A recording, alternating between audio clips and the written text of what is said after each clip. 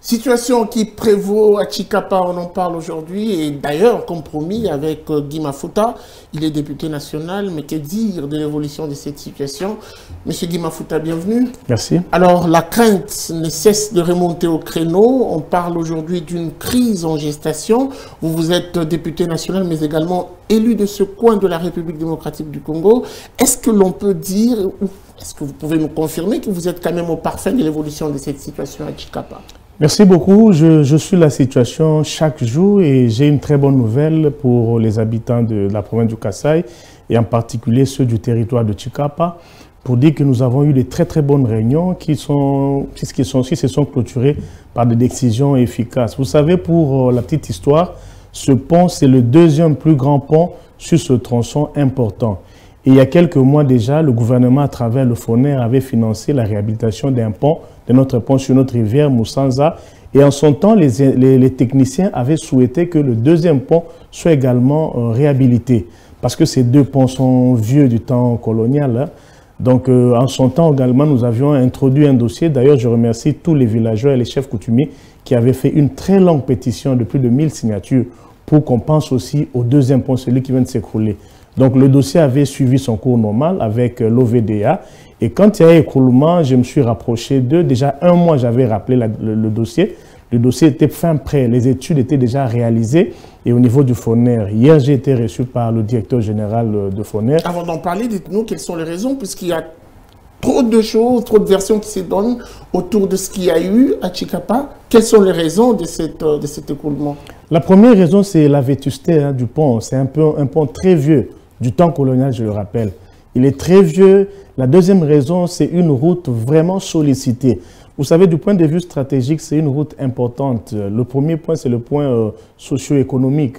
Beaucoup de champs, beaucoup des produits agricoles passent par cette voie-là.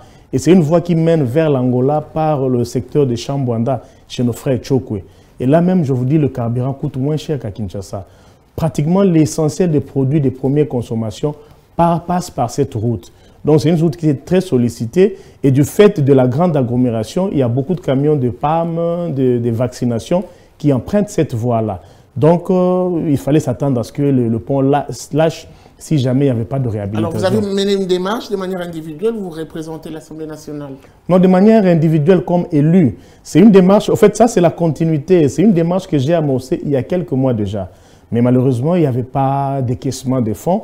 Et là, je suis content parce que le directeur général du FONER a directement donné l'instruction, puisque le dossier était déjà prêt pour qu'aujourd'hui déjà, que le FONER entre en possession de ces fonds. Il s'est posé un petit problème technique parce que l'évaluation considérait le pont existant en place.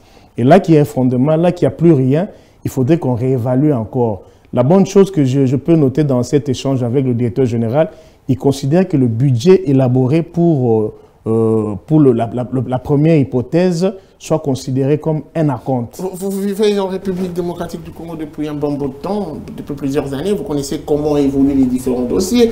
Le FONER n'a pas que ça comme priorité. Qu'est-ce qui vous rassure que ce dossier sera traité en extrême urgence? En tout cas, j'ai été avec lui, j'ai eu accès au tableau. Ils ont un tableau. D'abord, j'aimerais que les gens aussi aient un regard autre sur le FONER. Nous qui vivons dans les villages, nous qui voyons les faits, les réalisations du FONER, nous savons que c'est une structure vitale pour le pays. J'ai parlé du premier pont Moussanza, pour lequel j'ai eu à mener un plaidoyer pendant beaucoup de mois, et le pont a été financé, le pont existe. Donc nous avons du concret et un témoignage vivant à produire par rapport au FONER. J'ai eu accès parce qu'il ne finance pas en l'air comme ça. Avant de le faire, il y a une étape, il y a l'OVDA qui doit évaluer, les techniciens, le devis doit être consolidé, la coordination nationale des infrastructures ainsi intervient, il y a des avis techniques qu'il faut donner. Là, le dossier est presque mûr. C'est pourquoi le directeur général n'a pas eu du mal à décider à ce que le décaissement soit fait aujourd'hui. C'est dans un tableau prévu. Donc, il y a quand même une contrainte qui s'impose, puisque vous dites qu'il faut une étude du dossier, mais entre-temps, sur le terrain, nous avons réalisé une interview avec un correspondant qui présente un tableau assez sombre. D'ici une semaine, s'il n'y a pas une solution immédiate, il risque d'avoir rupture des activités économiques.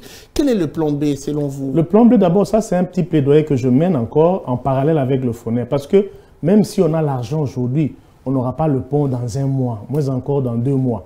ça va prendre du temps. Il faut acheminer les matériaux, il faut installer le chantier. Tout ça, c'est du temps qu'il faut passer.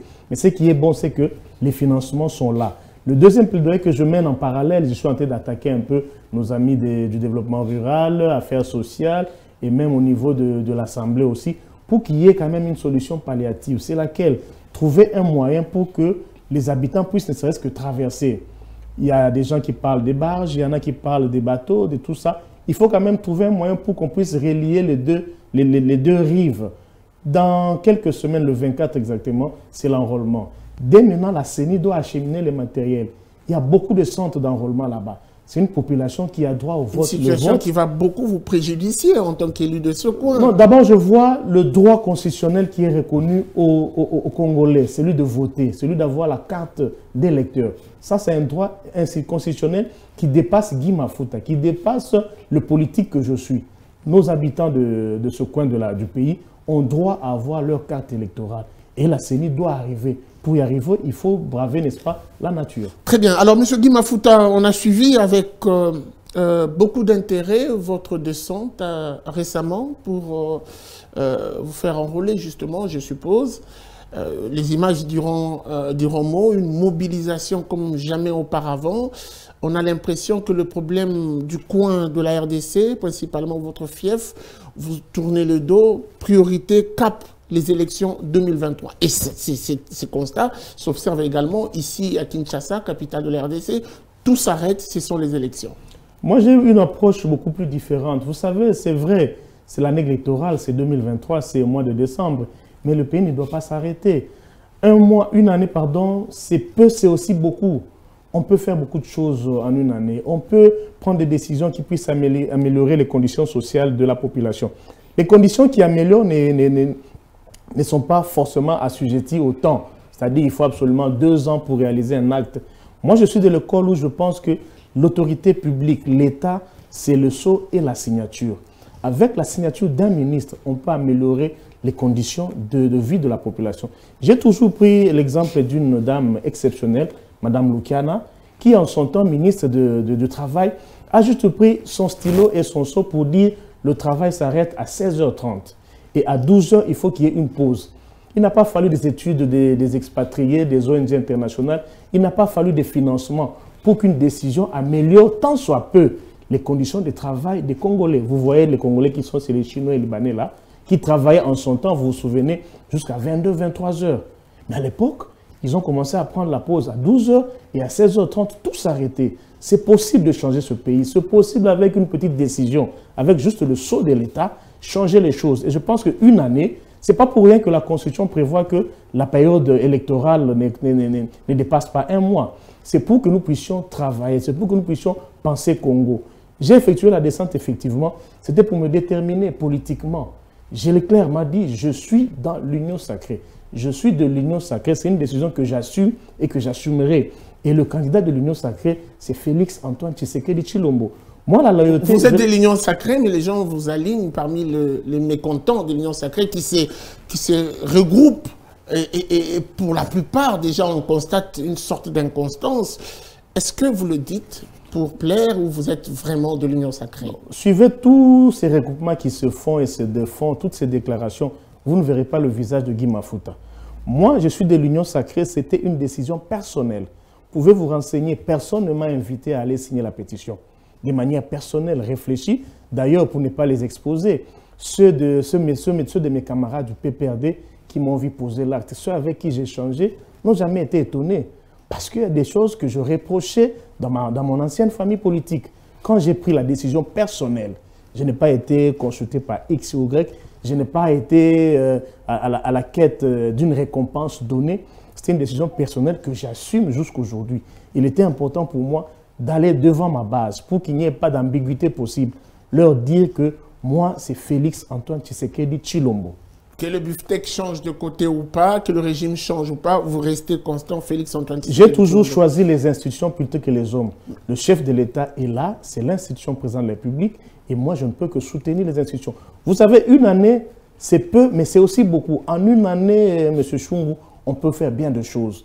La vraie température de l'État, de l'État social, du social d'un État, je me dit, il faut aller à l'hôpital. Vous jugez la réalisation? Il faut aller à l'hôpital, M. Chungu. J'ai été à l'hôpital récemment ici.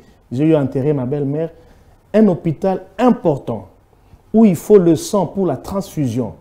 Il n'y a plus de sang dans la banque de sang. Et dans tout Kinshasa, on me dit qu'il faut aller à Bandal, il faut aller à Matete, je crois. Avec les bouchons. Donc, il faut une vraie politique sanitaire. Tout ce qu'on peut dire, hein, aller dans un hôpital, vous allez évaluer que vit la population réellement. Et votre évaluation? Il y a beaucoup à faire. Et ce beaucoup à faire est un problème de décision. Pour mettre en place un système de transfusion sanguine, des banques de sang, on n'a pas besoin des millions de la Banque mondiale. Il faut seulement d'abord connaître qu'il y a tel problème et arriver à trouver des bonnes solutions. Moi, je crois qu'il ne faut pas tout mettre sur le dos de l'argent, il ne faut pas tout mettre sur le dos des études. Il faut seulement être sensible à ce que les Congolais vivent et savoir ce qu'il faut faire. Il faut avoir une bonne vision. Et je crois que là, on peut faire mieux. Merci beaucoup à vous, M. Guy Mafuta, pour ces précisions. Je rappelle que vous êtes député national. Merci beaucoup. Alors, nous allons poursuivre après lui. C'est pour prendre cette rubrique tout de suite après ceci. Suivez.